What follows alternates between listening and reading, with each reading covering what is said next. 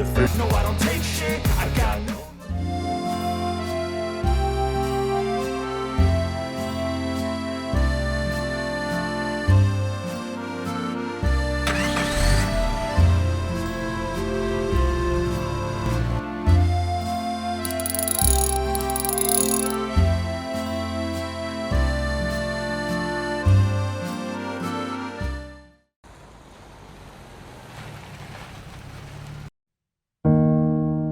আসসালামু আলাইকুম দর্শক, অটোলাভের পক্ষ থেকে সবাইকে শুভেচ্ছা।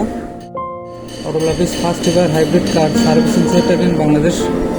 তো দর্শক, আমরা সব ধরনের ব্র্যান্ডের গাড়ি রিপেয়ার বা সার্ভিসিংয়ের কাজ করে থাকি।